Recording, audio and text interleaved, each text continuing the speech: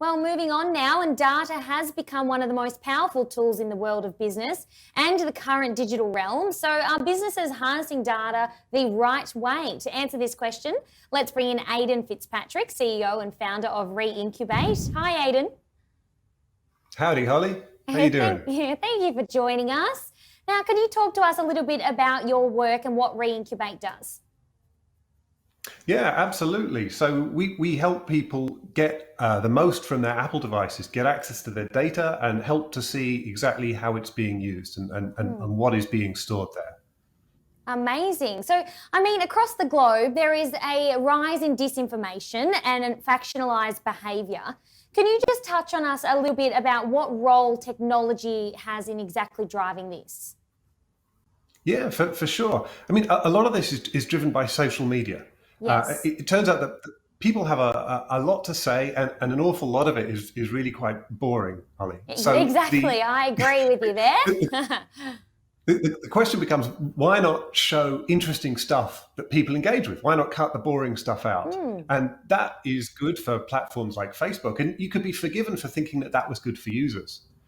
But if you look at what people engage with, it turns out that it's the sensational or the emotional content. So if you want to hack your message to be seen, you need to share sensational stuff. And there's relatively little consequence to making things up. So what a lot of social apps do is they don't show a true timeline, who said what in chronological order. What they do is they cherry pick it for the most exciting, sensational stuff. And that is potentially quite a harmful thing. Exactly. So, what, in your opinion, what changes need to be made in order to harness, data and social media for good, I guess?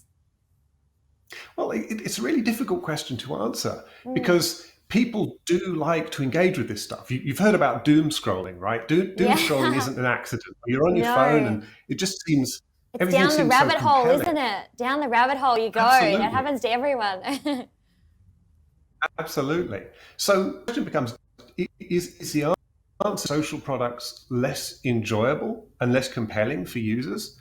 The effects of this are profound. I mean, our technology was used by the Columbia Journalism Review to look at election misinformation in India's 2019 election, particularly with WhatsApp. And there's a heck of a lot that came out of that. And it's just very, very hard to manage it. Some of the platforms have been trying a couple of things. So Twitter have got this functionality where if you want to share a link, they say, well, look, make sure you've read this link first. And WhatsApp sort of highlight items that have been forwarded many times. But I think the challenge is you've got fake people making fake statements online in a lot of cases. And it maybe makes sense to start thinking about identity and who people are online. You can't, in most countries in the world, shout fire in a crowded theater, but you can online create a fake person and have them do it. So I think maybe thinking about identity around who we are online is quite helpful. It's not an easy answer. And of course, Facebook do ask that their accounts represent real people, but they don't enforce that very well. And on Twitter, you can be whoever you want. You can be a cat or a dog if you like. Exactly. I mean, it's a crazy world that we're living in. And now that, most businesses and people of all ages are on the digital realm, it's kind of scary. As you said, you can be whoever you want to be on there. So I think about recognizing who you are and what content you're putting out there is really, really important. So obviously you're very knowledgeable within this space. What are your predictions for, I guess, video conferencing, the social media realm, and obviously remote communication during this time? Because a lot of businesses, that's what they are solely relying on at the moment. Yeah, absolutely. I'm super interested in authenticity online. I think people are increasingly having bad experiences with fakery. Like that could be fake news, fake reviews, counterfeit products, websites that come and go. And I think people want to know the truth. And I think this is becoming more and more of a theme. There are some really scary things on the horizon. I'm sure you've seen with artificial intelligence, you can create deep fake videos where people purport to do whatever you want them to do, or you can use this. There's this new thing called GPT-3 where you can create vast amounts of very realistic text very quickly from a computer. Yes. So I think people and consumers are going to veer towards signs of truth and authenticity. And ways that businesses can convey who they are and what they stand for online. Exactly. A very small example of that is virtual backgrounds. And a lot of people are crammed in at home using virtual backgrounds because they didn't expect to be at home for COVID.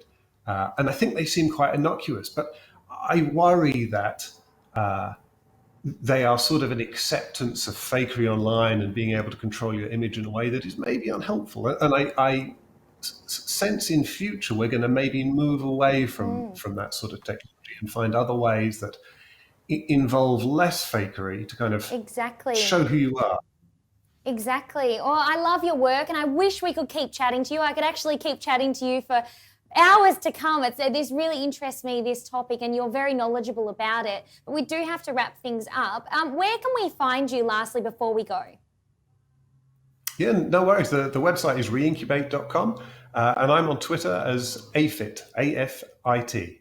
Beautiful. We'd love to have you back on for some more insight on this topic, because obviously it is a developing issue in today's society. Thank you very much, Ali.